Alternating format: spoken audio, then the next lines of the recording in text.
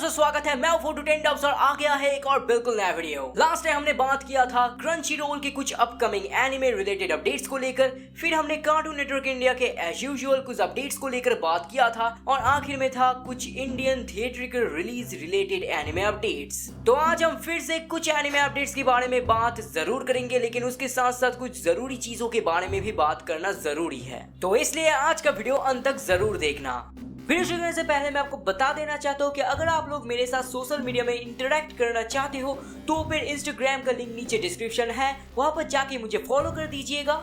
साथ ही साथ हमारे चैनल में जितने रिव्यूज आते हैं उनके अंदर बस कुछ ही प्रतिशत लोग हमारे चैनल से एक्चुअली सब्सक्राइब्ड है। तो फिर जिन्होंने अभी तक सब्सक्राइब नहीं किया उन्होंने मैं बताना चाहता हूँ कि अगर आपको मेरा वीडियो थोड़ा सा भी यूजफुल लगता है तो फिर सब्सक्राइब जरूर कीजिएगा। सब्सक्राइब करना एकदम फ्री होता है, इससे आपको कुछ गवाना नहीं पड़ेगा और इससे हमें काफी मदद भी मिलता है। तो फिर चलिए शुरू करते हैं आज का वीडियो।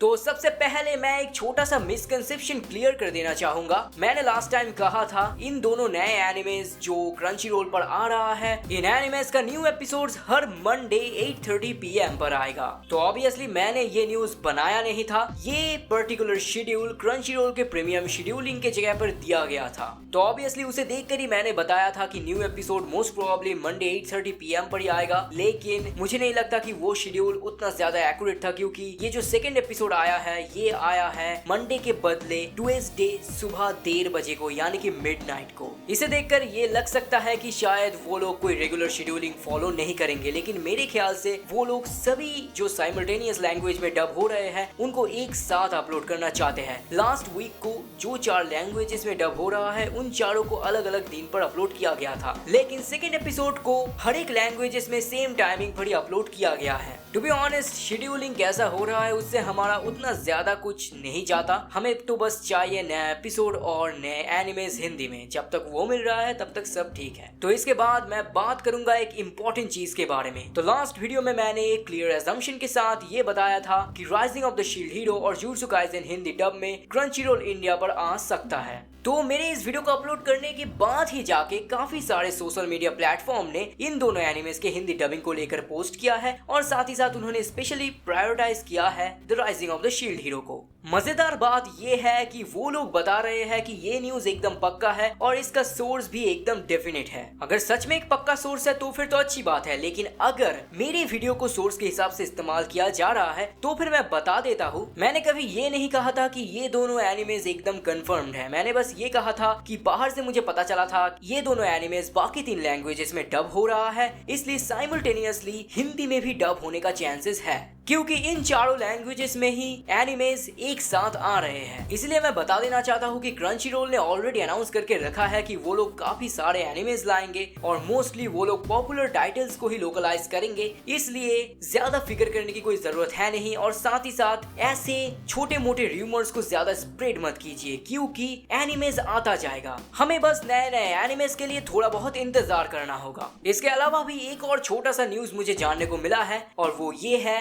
कि नया एनिमे हिंदी डब में तभी आएगा जब एक फॉर्मर एनिमे क्रंची रोल पर खत्म हो जाएगा। मतलब आप कह सकते हैं कि ड्रेस अप डार्लिंग जिसका बस 12 एपिसोड्स है, उसके खत्म होने के बाद हमें एक और नया एनिमे देखने को मिलेगा हिंदी डब में। मुझे पता है कि आप लोगों का एक सवाल जरूर होगा कि इतने कम एनिमे से कैसे चलेगा, तो फिर मैं बता देता हूँ कि क्रंची रोल बस शुरू ही हुआ है, धीरे धीरे वो लोग बहुत सारे एनिमेज लाएंगे, इसलिए थोड़ा बहुत इंतजार कीजिए। इसके बाद हमारा छोटा सा एक अपडेट है प्लेवर्स को लेकर। तो आपको पता ही होगा कि रिसेंटली प्लेवर्स का हालत कैसा है, लेकिन एक छोटा खुशखबरी ये है कि रिसेंटली प्लेवर्स का 23,000 का प्री रजिस्ट्रेशन कंप्लीट हो चुका है। इसके बगैर भी एक और अच्छा न्यूज है, उन्होंने ये बताया है कि रिसेंटली उनका कांटेक्ट हुआ है one of the largest anime distributors से और उन्होंने ये कहा है कि बहुत जल्दी कुछ वो लोग लाने वाले हैं, लेकिन उनके लिए हमें इंतजार करना होगा। इससे ज्यादा उन्होंने और कुछ अनाउंस नहीं किया है, लेकिन देखते हैं प्लेवर्स क्या करते हैं। तो एक छोटा सा अपडेट है बिलीबिली को लेकर, जिसके बारे में मैं हमेशा ही बताना भूल जाता हूँ। ये अपडेट आया था 17 जुलाई को रविवार को। तब मैंने नोटिस किया था कि bilibili.tv पर डिटेक्टिव कोनन का एपिसोड हिंदी सब में अवेलेबल किया जा रहा है। वहाँ पर तब बस एपिसोड 1 ही अवेलेबल था और मैंने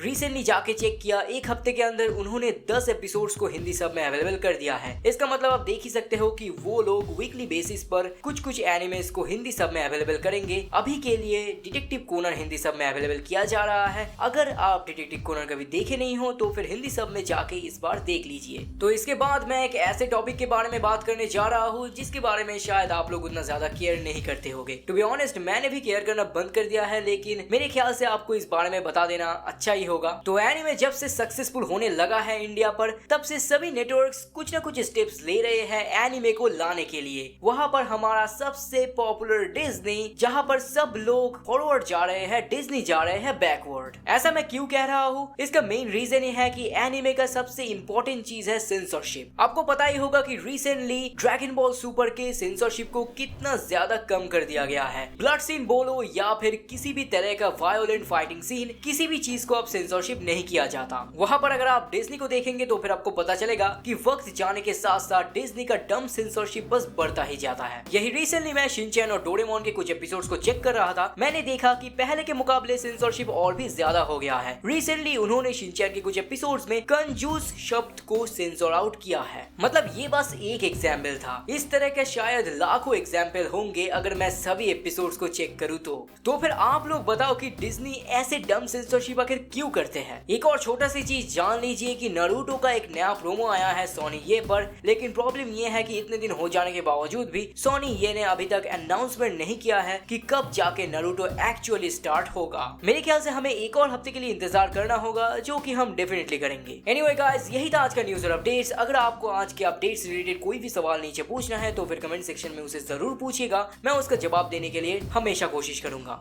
वीडियो अच्छा लगे तो फिर लाइक ठोको, चैनल को सब्सक्राइब कर दो और नोटिफिकेशन बेल आइकन को भी दबाना मत भूलना। ऐसे वीडियोस के लिए हमारे साथ बने रहना। तो मिलते हैं आगे एक और नए वीडियो के साथ।